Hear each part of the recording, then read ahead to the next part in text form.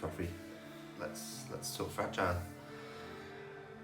Yeah, I think it came about mostly because of our headline gig in Retro. I think it was back in February.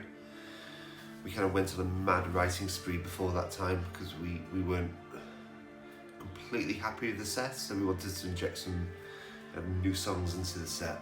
So I was on a bit of a writing splurge. I think the first song that came about was Coastlands.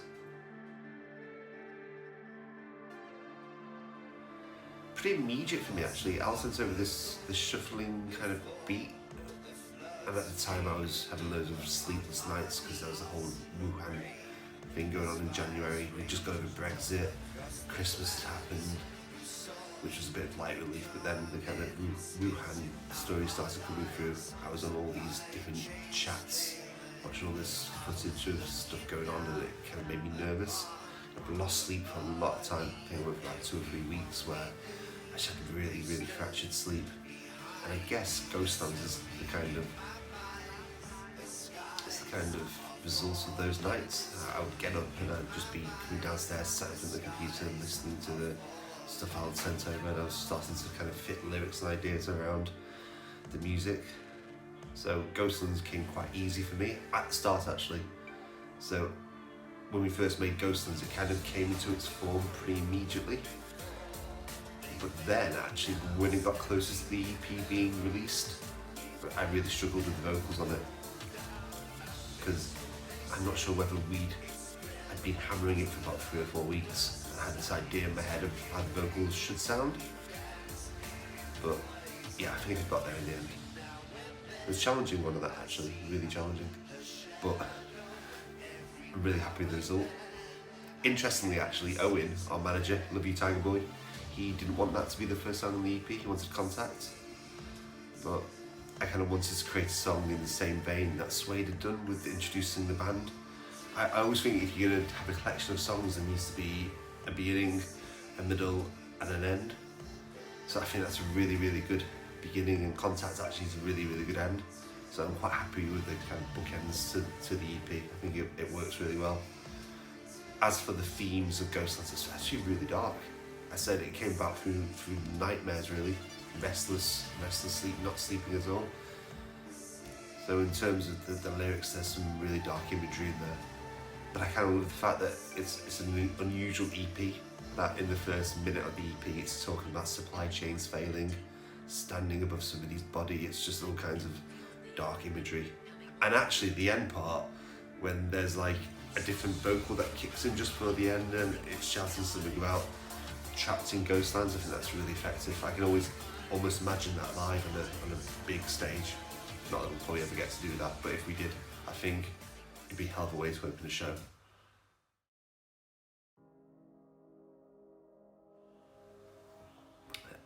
Next track on the EP next track on the EP is It's Not the End of the World. No, it's not the end of all time, it's the end of the world. Christ. Do that again. So the next track on the EP is It's Not the End of All Time, it's just the end of the world. So It's Not the End of the World is meant to be in brackets, but I'm not sure Al's a big fan of the brackets, but I snuck it on the release anyway. He might shout at me on Tuesday. We'll see. So actually that song, Al sent it to me, the actual backing and the instruments stuff, he sent it to me about 3 or 4 months ago. And I had some ideas for the verse that came around straight away, although they're not the lyrics that sit on it at the moment, but the actual verses came around, the melody anyway, came about pretty much straight away, and I really, really liked it. But the chorus I actually really struggled with, so I kind of put it in my back pocket for a couple of months, to the point where Al had actually forgotten about it. And I think it was about four weeks ago now, I sent him the version with the chorus on it now. And yeah, he was kind of like, oh, I forgot about this one. So I always like to surprise him by doing stuff like that. But actually I think it works really, really well. I kind of like that it's in the same vein of all those great apocalyptic songs, like It's Not the End of the World, blah, blah, blah. It's like our take on it. And I think there's some hope in there. It's some of the verses are pretty bleak, because obviously everyone's going through strange times at the moment, and that kind of translates itself. But actually, there's the chorus is pretty hopeful. I think. We'll see.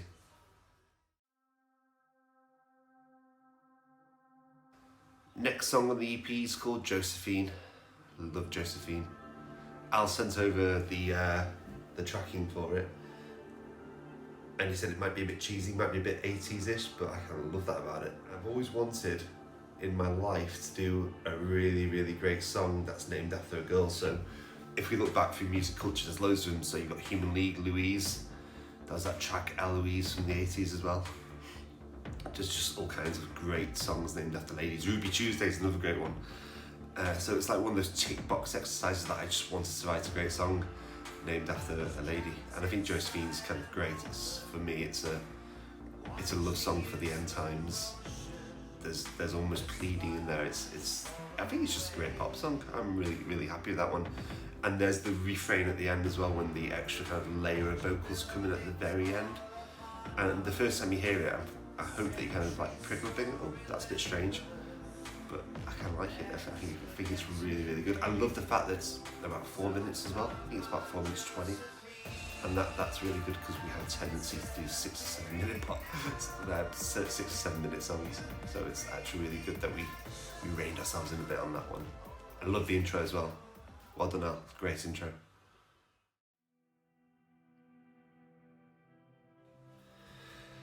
Track 4 in the EP, The River. Wow, where'd you start with The River? Deeply personal for me, probably. It's probably more linear song than I would normally do. There's a definite story to the lyrics, which is probably something I'm not a fan of usually, because I kind of like to leave the lyrics open-ended so you can almost imprint your own thoughts on them. I kind of think that for me it's a song about redemption, a song about forgiveness. And I think that the chorus translates into that. In my head, the chorus is meant to be a big kind of ELO-esque, massive chorus about positivity and letting all your kind of regrets flow out to sea, as it says in the lyrics. And I think to an extent we've pulled that off. I think the chorus sounds nice and bright and positive and lively, and that's nice. And it's probably different to anything we've done before. Interestingly enough, the actual structure of The River is from an old song that we did probably about 2-3 years ago now, when we first started writing together, but never quite worked before. So it's always good to go back and revisit these old songs and see what you can like pull and change and kind of make new again. And I think The River is a really great example of that. I think it's a really powerful song. I think Al's production on it as well is really excellent, so that the instrumentation is just marvellous.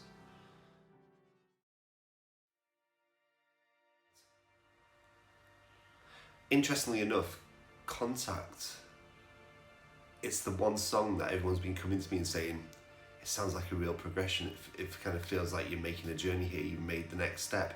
But actually Contact's the oldest song on there.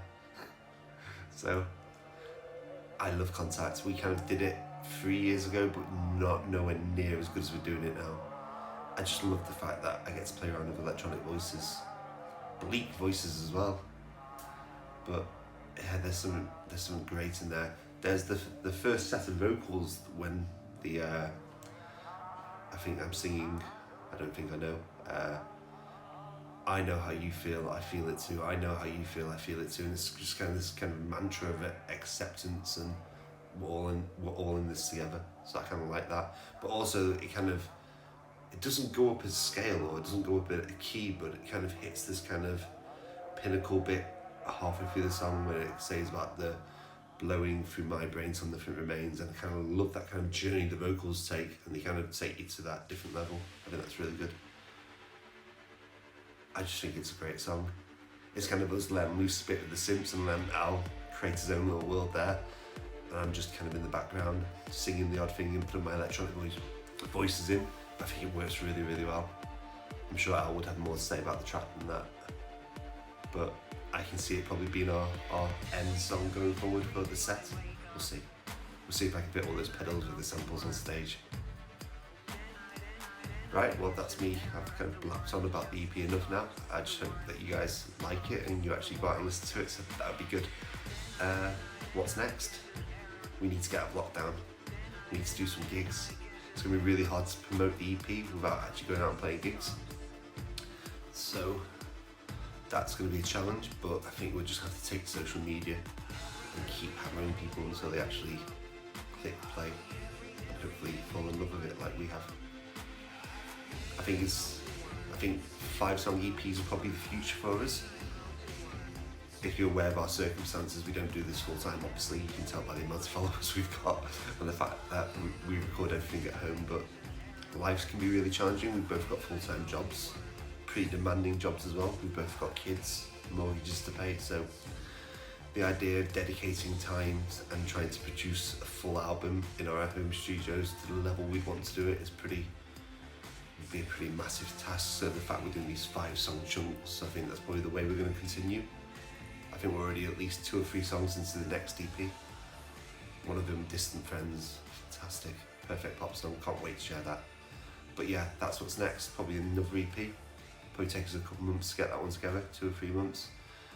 Keep hammering Fragile, make sure people are listening to it, try and build a bit of a fan base from Fragile.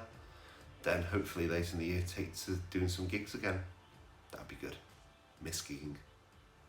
Happy Sunday.